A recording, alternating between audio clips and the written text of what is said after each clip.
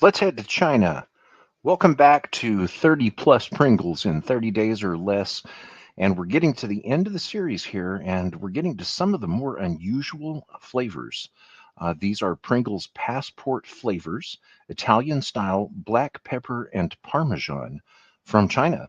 Now, there's a little bit of a mystery to these chips right here because I don't know where I got them.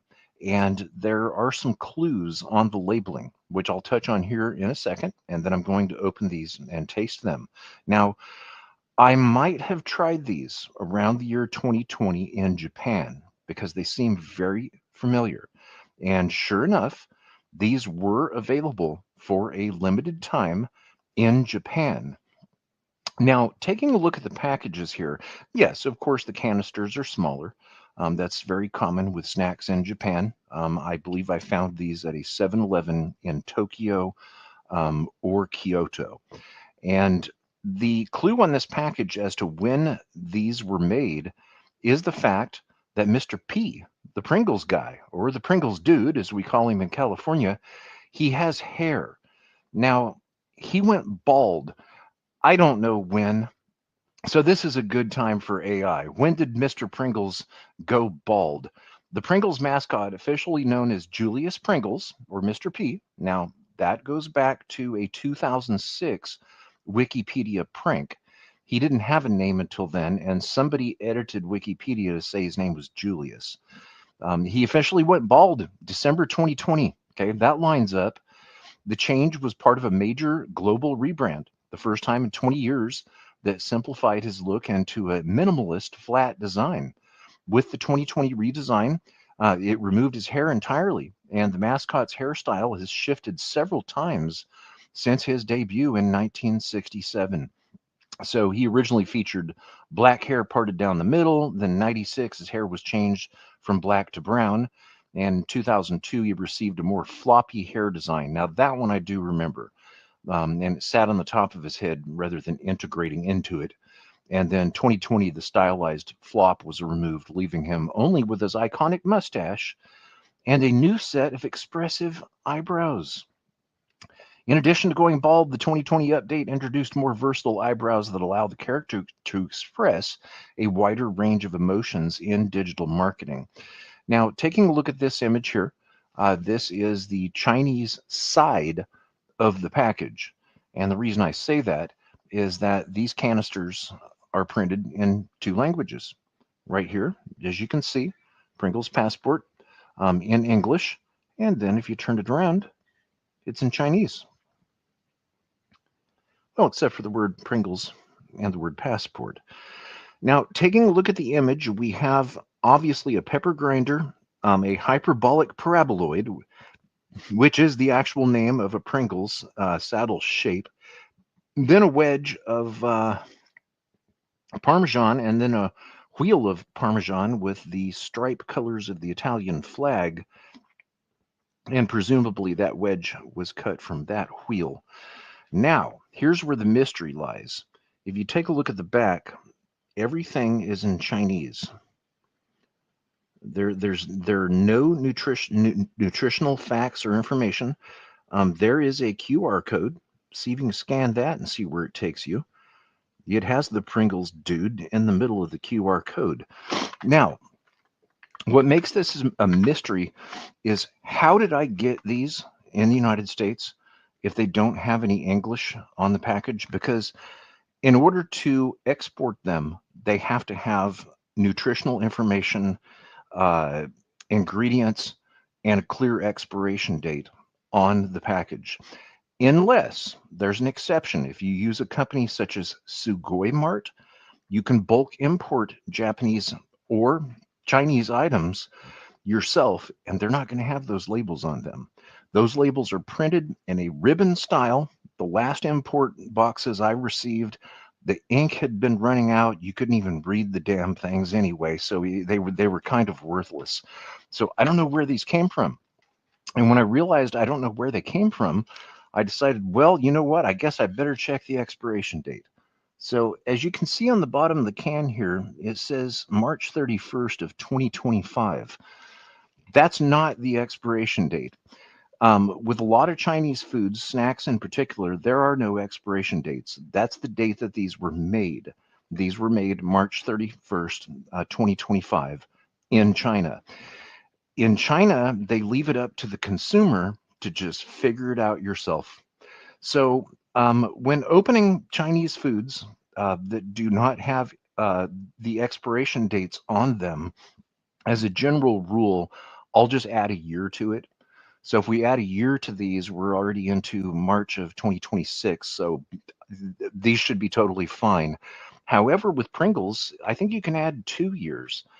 Pringles have one of the longest shelf lives of any potato style snacks. And of course, they're not potato chips, even though they were originally marketed as such. They are potato crisps because they're not really made from potatoes, they're made from dehydrated potatoes. Now, this series right here had several different flavors.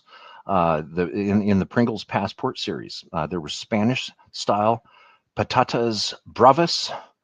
There were Greek style tzatziki, and then Italian style pepperoni pizza, uh, Moroccan style roasted pepper and hummus. Oh God, that sounds good. Uh, and then there were French style steak frites, and then Italian style uh, focaccia bread. So do you think you can get these anymore? I've got some bad news. No, you can't.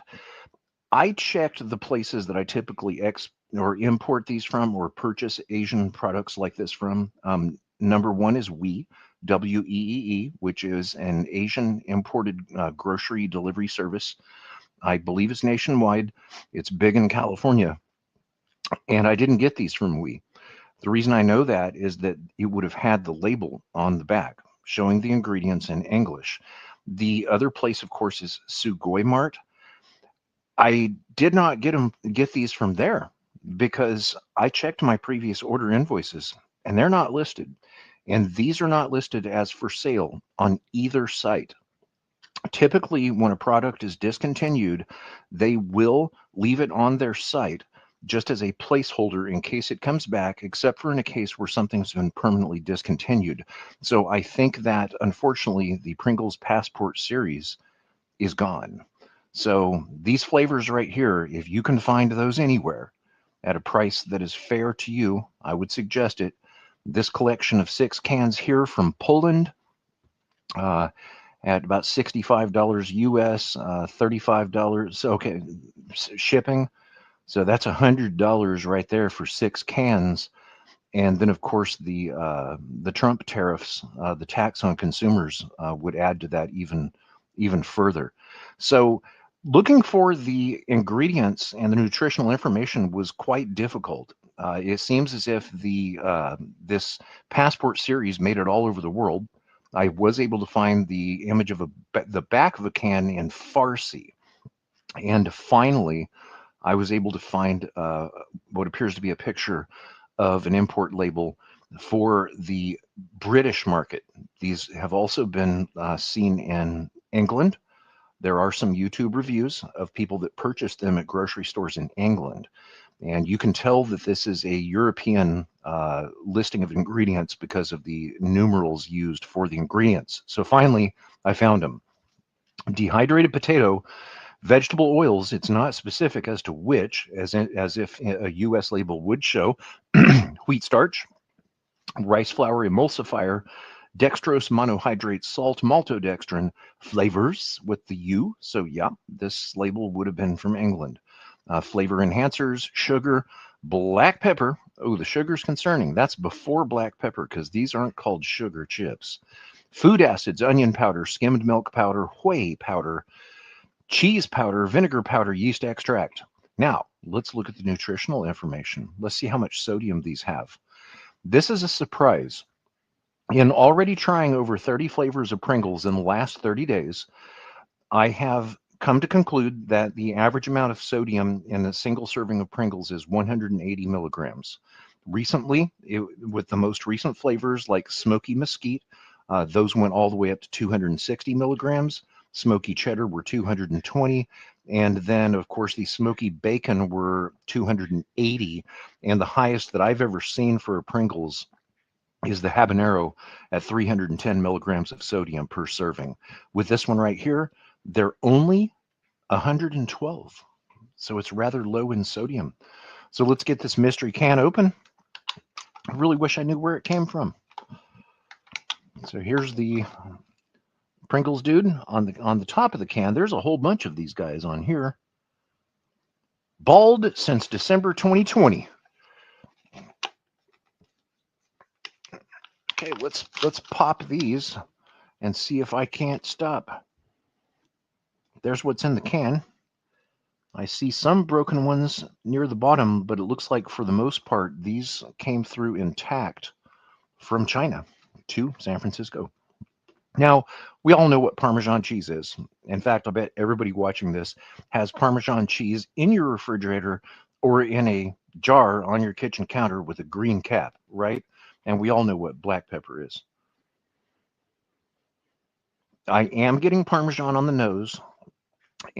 And while I'm not getting black pepper, I do find it interesting that you can see little black flecks on these Chinese hyperbolic paraboloids.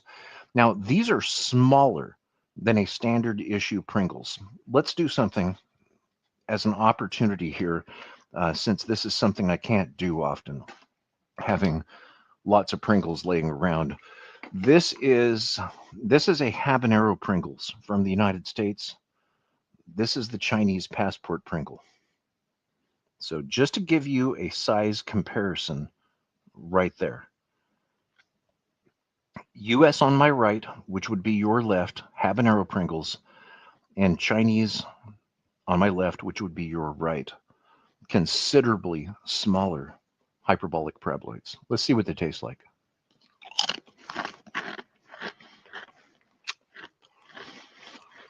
They're very crunchy. They're obviously in date. They taste very fresh. So adding that plus 1 year to the manufacture date of March 31st, 2025, that's, yeah, they're definitely well within the right time. It feels weird because they're so small. It's definitely a different eating experience on the palate because these things are so small. They're like dainty little Pringles.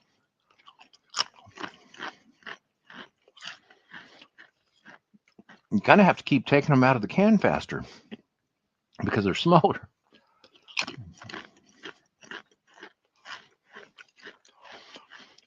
I'm not getting much black pepper, but I'm getting so much Parmesan cheese that it's coating my mouth, yet it's not specifically Parmesan. It's very cheesy.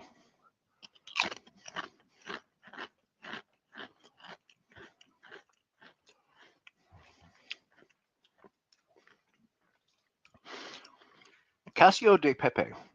That's what these remind me of.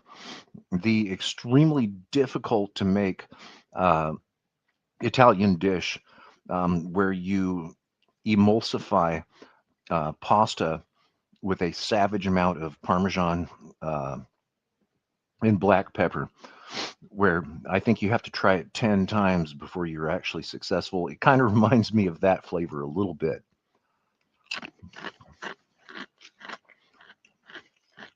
Wow, these are an effort to eat because of the small size.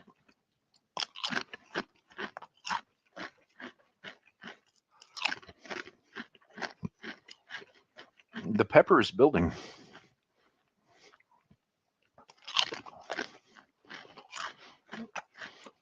Very interesting. How would I rate these? Well, the US cap doesn't work. Too big. Needs the Chinese cap for these. And let's cap these habaneros. All right, so there we go. There's another Pringles down. And obviously, this series is concluding soon. This was fun to do. It was ridiculously silly. About a year ago, I noticed there were so many Pringles flavors just flooding the store shelves. I didn't realize the expiration dates are so long. And I thought, hey, you know what?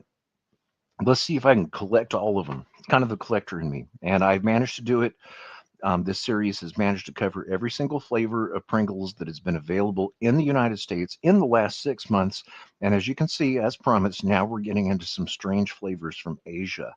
Um, Thank you for the collaboration to Reverend Amagon, also known as Yaboe Tasty Cake, who has jumped in on this Pringles bandwagon several times with some Monday live streams from his channel. Um, Tasty Talk, where he does food tastings called Snack Time Reviews, which inspired me to do food tastings as well because it's fun. If you like fun like this, be sure to subscribe because I guarantee you there's more silliness like this to come. Until next time, enjoy your Pringles. I'm going to rate these a 9 of 10. These are really, really good. Peace out from San Francisco. Bye.